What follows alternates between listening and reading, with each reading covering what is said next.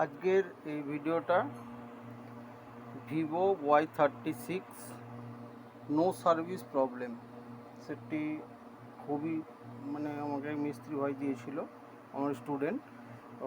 তো এতে ছিল নেটওয়ার্ক প্রবলেম, রেডিও অফ, এইরকম সমস্যা দেখাচ্ছিল। তো এটা এখন ঠিক হয়ে গেছে। আমি দেখানোর চেষ্টা করব।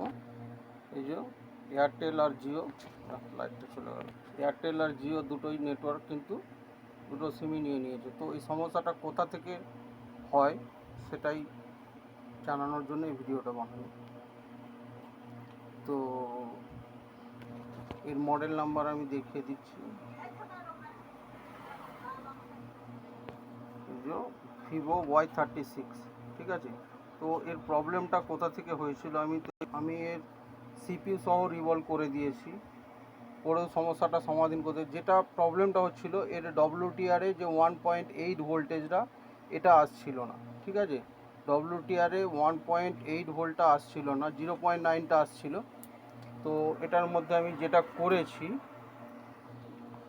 এখানে ডব্লিউটিআরটা চেঞ্জ করেছিলাম, পাওয়ারে কোনো কাজ করেনি। তো এখানের মধ্যে যে সমস্যাটা, ওরই 4G আইসি ওটাই আছে, আর 3G আইসিটাও ওটাই আছে।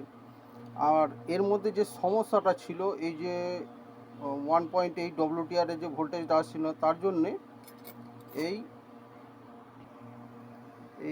এপিটি আইসিটার সমস্যা ছিল, ঠিক আছে। এই এপিটি আইসিটাকে আমি একটা কোয়ালকম সেটের 4G সেটের থেকে খুলে লাগিয়েছি।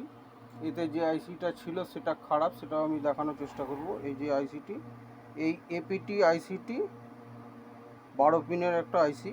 এই আইসিটা খারাপ হওয়ার জন্য এই ডব্লিউটিআরে ভোল্টেজ আসছিল না, বা 4G অ্যাক্টিভ হচ্ছিল না, রেডিও অফ, এই ধরনের সমস্যা দেখাচ্ছিল শুধুমাত্র এপিটি আইসিটির জন্য, ঠিক আছে। তো এখন সেটটি পুরোপুরি রেডি হয়ে গেছে। যদি ভিডিওটা ভালো লাগে বা কোনো মিস্ত্রি ভাইয়ের যদি কোনো কাজে আসে, সেই জন্যই ভিডিওটা বানানো। যদি ভালো লাগে প্লিজ আমার চ্যানেলকে সাবস্ক্রাইব করো, লাইক করো, দোস্ত এবং বন্ধুদের সঙ্গে শেয়ার করো। এইভাবে কাজ করো, কোনো অসুবিধা হবে না।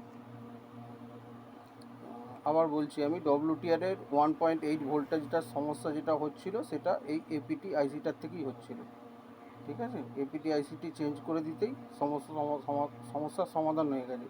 আমি এর সিপিইউ পর্যন্ত রিভলভ করে দিয়েছি, সেটাও আমি দেখাচ্ছি। যে এটাকে আমার আগে কোনো মিস্ত্রি ভাই দেখেছিল, হয়নি। এবং আমি এর সিপিইউটিকেও রিভলভ করে দিয়েছি, ঠিক আছে।